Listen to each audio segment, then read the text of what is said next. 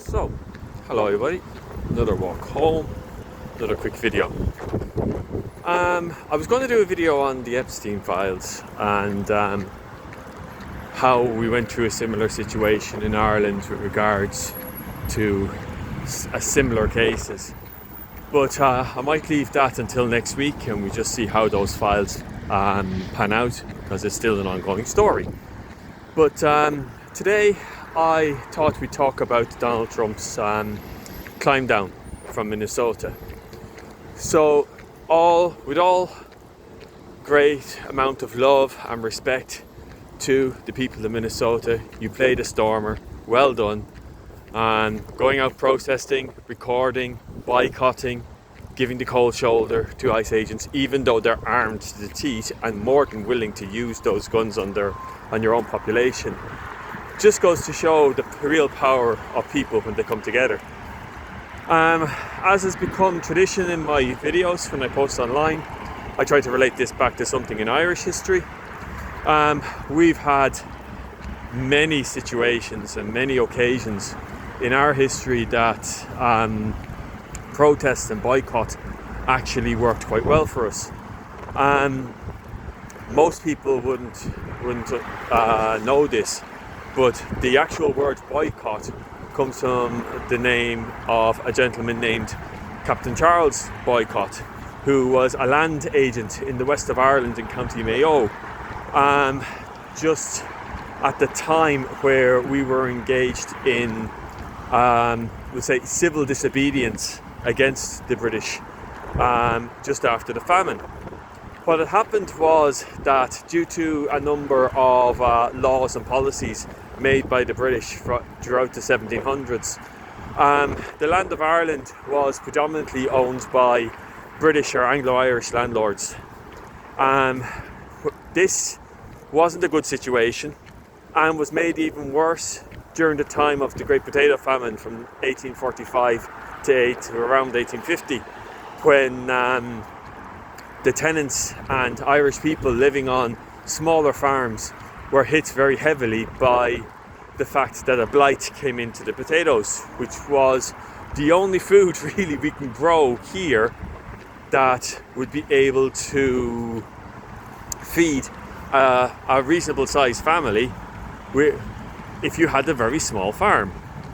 When people slag the Irish about eating potatoes, we didn't want to eat potatoes. We had to eat potatoes because there was nothing else for us to eat, literally.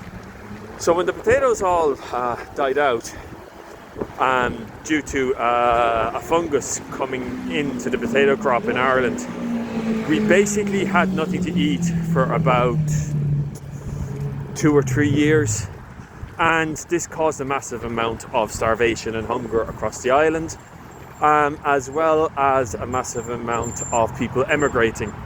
Our population kind of dropped like a stone and continued to drop all the way throughout the late 1800s and into the 1900s, and has never really recovered since.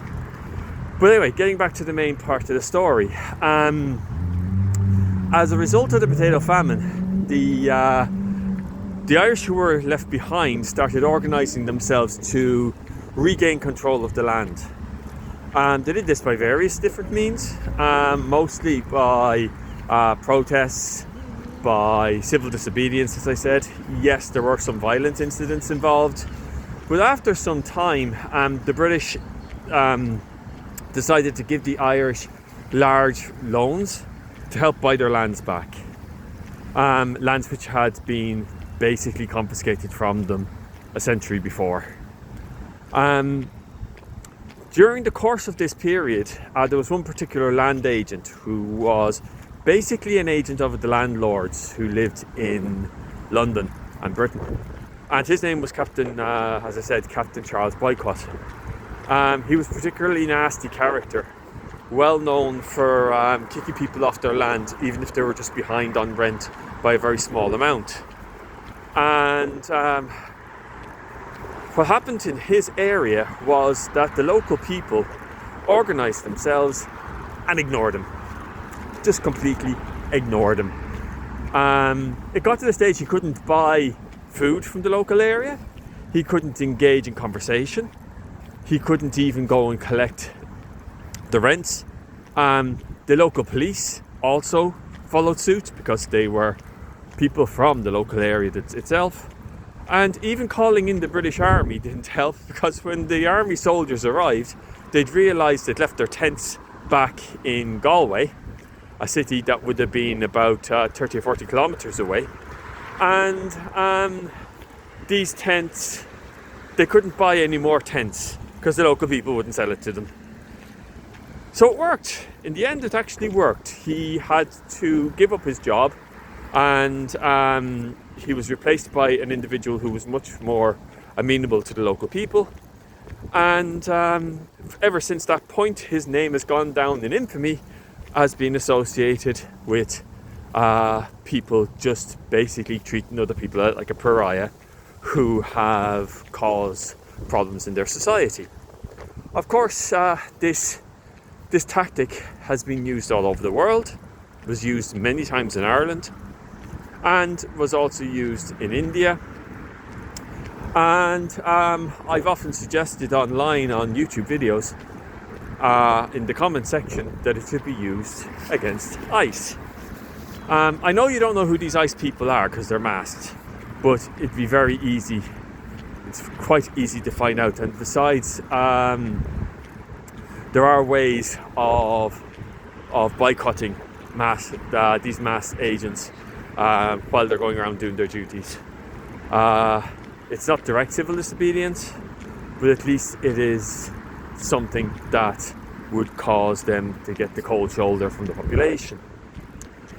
Anyway, getting back to Trump's climb down, it's basically the end of Trump. Alright, if it's a strong man, when a bully has to back down, then it's basically blood in the water. That's coupled with the fact that so many recent elections in the United States have gone dramatically against Trump and the Republican Party, even in red states as red as Texas, basically signals the beginning of the end. So it should be interesting to see what happens next. I wish you all the best. Love from Ireland, and congratulations on getting these wannabe fascists out of your districts. Take care all. Bye.